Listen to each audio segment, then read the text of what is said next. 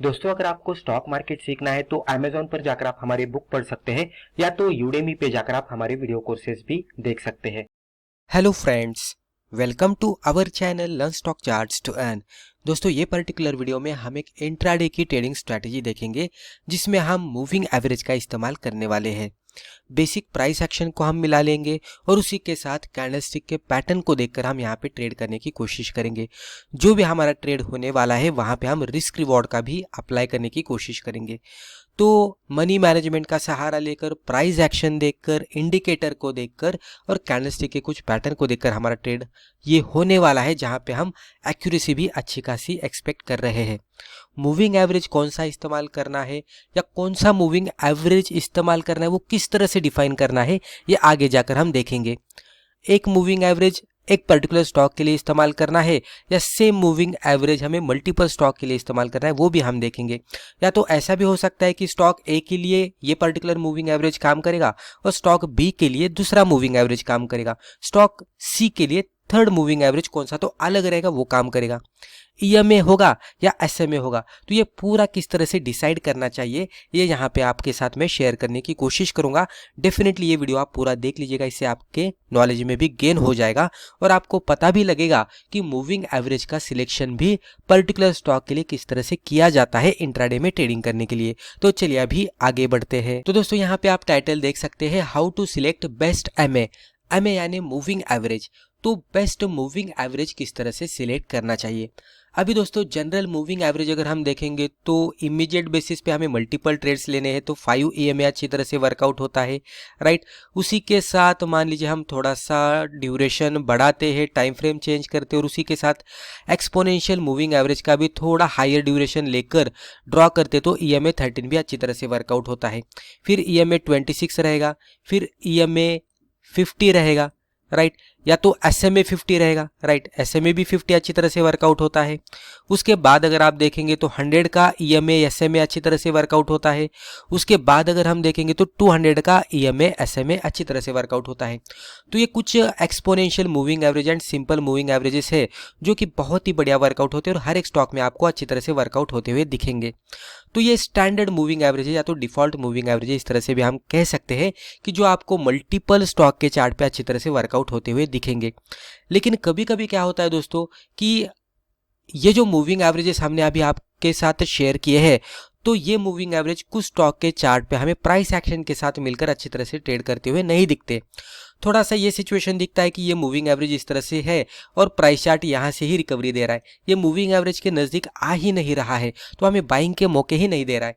कभी कभी ये भी सिचुएशन बनती है कि ये यहाँ तक आता है, नीचे जाता है और फिर ऊपर जाने के बाद यहाँ से ही नीचे जाने लगता है, तो सेल के भी सिग्नल हमें अच्छी तरह से नहीं मिलते क्योंकि ये यहाँ तक आने के बाद सेल सिग्नल नहीं देता, यहाँ से वो नीचे जाने लगता है।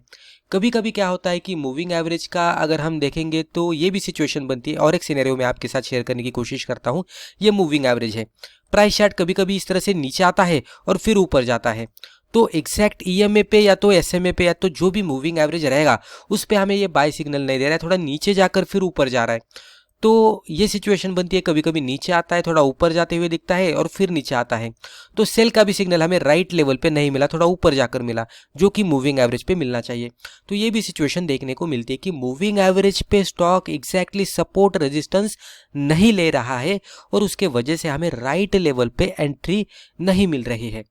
तो उसको टैकल करने के लिए डेफिनेटली जो डिफॉल्ट मूविंग एवरेजेस, डिफॉल्ट यानी क्या है, डिफॉल्ट यानी कि जो ज़्यादातर ट्रेडर्स यूज़ करते हैं उसको मैं यहाँ पे डिफॉल्ट कीवर्ड यूज़ कर रहा हूँ क्योंकि मैक्सिमम अगर आप देखेंगे तो यही मूविंग एवरेजेस इस्तेमाल किए जाते हैं। और मैं ऐसा नहीं कह रहा हूँ कि वो वर्कआउट नहीं होते, वो भी बहुत ही अच्छी तरह से वर्कआउट होते हैं। लेकिन कभी कभी इस तरह का सिनेरियो बनता है कि मूविंग एवरेज और प्राइस एक्शन दोनों एक साथ नहीं वर्कआउट हो रही है और जो भी प्राइस एक्शन है वो जो भी मूविंग एवरेजेस हमने देखे वहाँ पे सपोर्ट नहीं ले रही है, कभी कभी ज़्यादा नीचे जा रही है, कभी कभी ऊपर जा रही है, तो प्राइस एक्शन के हिसाब से हमें ट्रेड करने को नहीं मिल रहा है। तो उस तरह के सिचुएशन में और उस तरह के माहौल को ठीक करने के लिए मूविंग एवरेज का सिलेक्शन किस तरह से किया जाता है यहाँ पे मैं आपके साथ शेयर करने की कोशिश करूंगा। उसके लिए आपको पहले समझना होगा कि प्राइस एक्शन क्या होती है और उसके अकॉर्डिंग मूविंग एवरेज का सिलेक्शन किस तरह से करना चाहिए। कंसिडर कीजिए कि ये प्राइस चार्ट इस तरह से अपट्रेंड में जा रहा है, higher top higher bottom pattern बनाते बनाते हम क्या करेंगे, अलग अलग मूविंग एवरेजेस ड्रॉ करके देखेंगे। पहले 5 EMA देखेंगे कि उसके हिसाब से ये वर्कआउट हो रहा है क्या, नहीं। 13 EMA देखेंगे, फिर इस तरह से 50 SMA EMA देखेंगे, 100 SMA EMA देखेंगे, 200 SMA EMA देखेंगे। अगर ये जो मूविंग एवरेजेस है जो ज़्यादातर ट्रेडर्स यूज़ करते हैं उसके अकॉर्डिंग ये नहीं जा रहा है, तो डेफिनेटली हमें थोड़ा अलग मूविंग एवरेज लेना पड़ेगा और उसके अकॉर्डिंग हमें चेक करना पड़ेगा कि वो अलग मूविंग एवरेज के अकॉर्डिंग जा रहा है क्या। तो इसमें थोड़ा हम मूविंग एवरेज को चेंज करने की कोशिश करेंगे। जैसे कि 100 EMA इस्तेमाल करने के बजाय हम इस्तेमाल करेंगे 110 का EMA। तो 110 का EMA यानी कि 110 का EMA, 110 का EMA ये चार्ट पे वर्कआउट हो रहा है क्या, एग्जैक्टली सपोर्ट वहां पे मिल रहा है क्या, वो देखेंगे। अगर नहीं मिल रहा है तो हम देखेंगे 150 EMA पे वो वर्कआउट हो रहा है क्या, या तो 150 SMA पे वर्कआउट हो रहा है क्या, वो देखेंगे। वहां पे भी नहीं वर्कआउट हो रहा है तो हम 140 EMA करके देखेंगे। तो हम यहाँ पे क्या कर रहे हैं कि मूविंग एवरेजेस के जो यहाँ पे ड्यूरेशन है तो उसको हम, इसके जो वैल्यूज है उसको हम चेंज करके देखने की कोशिश कर रहे हैं कि कौन से मूविंग एवरेज पे ये प्राइस चार्ट वर्कआउट हो रहा है। क्योंकि जब भी बेसिक जो भी पहले हमने मूविंग एवरेज देखे थे कि जो ज़्यादातर ट्रेडर्स यूज़ करते हैं उस पर तो ये वर्कआउट नहीं हो रहा है, तो ये डेफिनेटली कोई तो अलग मूविंग एवरेज पे वर्कआउट हो रहा होगा।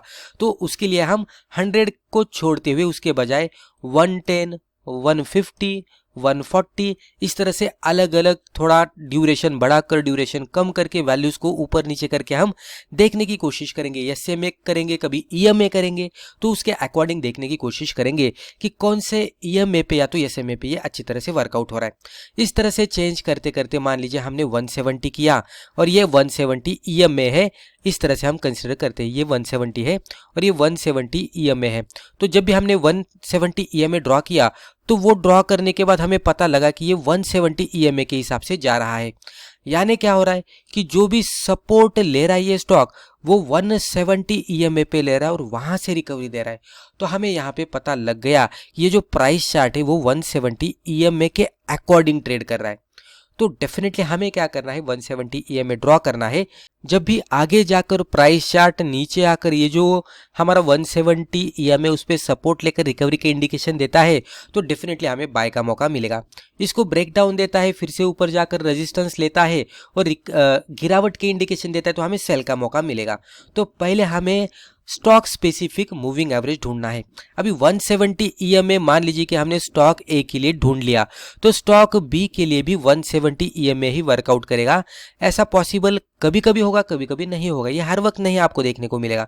तो आपको जो भी स्टॉक भी है उसके लिए फिर ये सिनेरियो अप्लाई करके देखना पड़ेगा। मे बी ये सिचुएशन बनेगी कि 140 का SMA स्टॉक बी के लिए अच्छी तरह से वर्कआउट होता हुआ दिख रहा है, तो स्टॉक बी के लिए हम 140 SMA का इस्तेमाल करेंगे और उसको एज ए सपोर्ट और रेजिस्टेंस कंसिडर करते हुए ट्रेड करेंगे।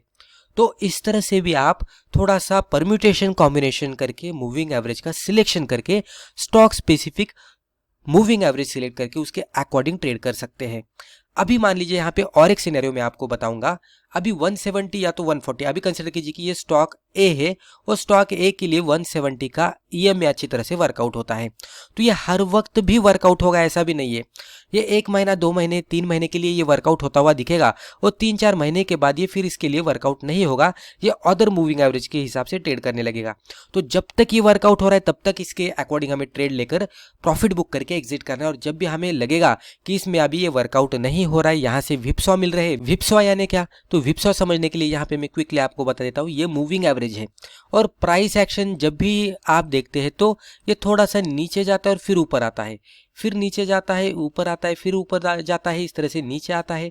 तो मूविंग एवरेज को ये एग्जैक्टली सपोर्ट नहीं ले रहा है, यहाँ पे थोड़ा सा जो नीचे जाती हुई मूव हमें दिख रही है इसको विप्सॉ कहा जाता है।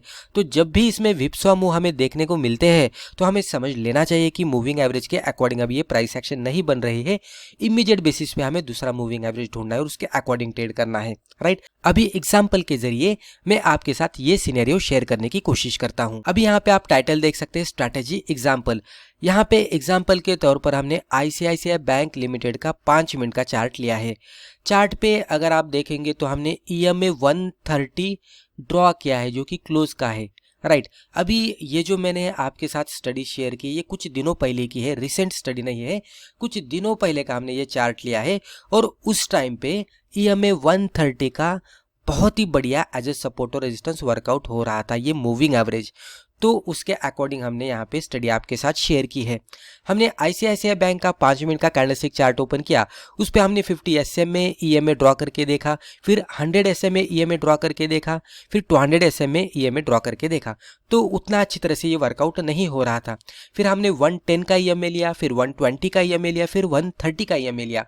तो जब भी 130 का EMA हमने लिया तो हमें देखने को मिला कि बहुत ही बढ़िया ये प्राइस चार्ट 130 EMA पे सपोर्ट ले रहा है और रिकवरी दे रहा है। जैसे कि आप यहाँ पे देख सकते हैं, यहाँ पे मैंने थोड़ा जूम आउट करके आपके साथ चार्ट शेयर किया है। अगले स्लाइड में हम जूम इन करके भी देखेंगे कि ये एग्जैक्टली किस तरह से वर्कआउट होता है।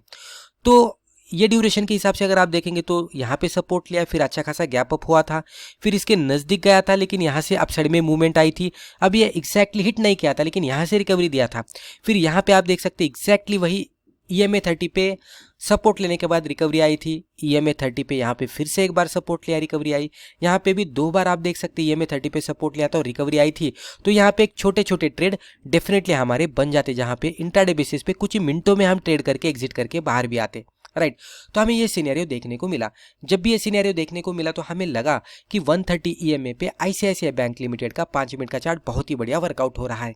तो हमें क्या करना है, जब भी ये सिनेरियो मिलता है तो जब भी आगे जाकर ये इस पे सपोर्ट या रेजिस्टेंस लेगा, और सपोर्ट और रेजिस्टेंस पे जब भी सपोर्ट लेता है तो सपोर्ट पे बुलिश कैंडलस्टिक बननी चाहिए कंफर्मेशन लेने के लिए, और जब भी रेजिस्टेंस लेता है तो रेजिस्टेंस पे बियरिश कैंडलस्टिक, रेड कैंडलस्टिक बननी चाहिए, इस पे रेजिस्टेंस लेती हुई दिखनी चाहिए। जब भी बुलिश कैंडलस्टिक बनती है तो इसके हाई के ऊपर एंट्री करनी है, लो के नीचे स्टॉप लॉस लगाना है, रिस्क रिवॉर्ड रेशो 1:2 का आने के बाद एग्जिट करना है। अगर रेड कैंडल बनती है तो इसके लो के नीचे एंट्री करनी है शॉर्ट सेलिंग करने के लिए, हाई के ऊपर स्टॉप लॉस और रिस्क रिवॉर्ड रेशो 1:2 मिलना चाहिए, उसके अकॉर्डिंग हमें टारगेट रखना चाहिए। तो इस तरह से हमें करना है। तो अभी आईसीआईसीआई बैंक के लिए 130 का EMA बढ़िया वर्कआउट हुआ, तो ऐसा नहीं है कि एक्सिस बैंक के लिए भी ये वर्कआउट करेगा, रिलायंस के लिए भी ये वर्कआउट करेगा। आपको स्टॉक स्पेसिफिक EMA या तो SMA ढूंढना है और वहां पे आपको देखना है कि ये किस तरह से वर्कआउट हो रहा है, उसके अकॉर्डिंग अगर प्राइस एक्शन ट्रेड कर रही है, सपोर्ट रेजिस्टेंस ले रही है, तो उसके साथ आपको कुछ दिनों के लिए ट्रेड करना है और देखते जाना है कि एक्यूरेसी किस तरह से मिल रही है। अगर अच्छी खासी एक्यूरेसी मिलती है तो ट्रेड करना है। जब भी आपको लगेगा कि इसमें स्टॉप लॉस हिट हो रहे, विपसॉ दिख रहा है, ट्रेड करने का मौका नहीं मिल रहा है, तो डेफिनेटली आपको समझ लेना चाहिए कि ये मूविंग एवरेज अभी ये स्टॉक के लिए वर्कआउट नहीं कर रहा है, आपको डेफिनेटली इसको फिर चेंज करना चाहिए। तो ये सिनेरियो कहाँ पे वर्कआउट होगा, जहाँ पे भी मैंने बता दिया आपको कि 13 EMA, 50 EMA, 100 EMA SMA, 200 SMA EMA जहाँ पे ट्रेड करते हुए नहीं दिखते प्राइस चार्ट के साथ, तो वहां पे हमें इस तरह से सेटअप चेंज करके देखना है। अभी मैंने ये जूम आउट करके आपको बताने की कोशिश की है, अगले स्लाइड में हम जूम इन करके सेम देखते हैं किस तरह से ये वर्कआउट होता है। अभी यहाँ पे मैंने जूम इन करके सेम चार्ट आपके सामने लिया है।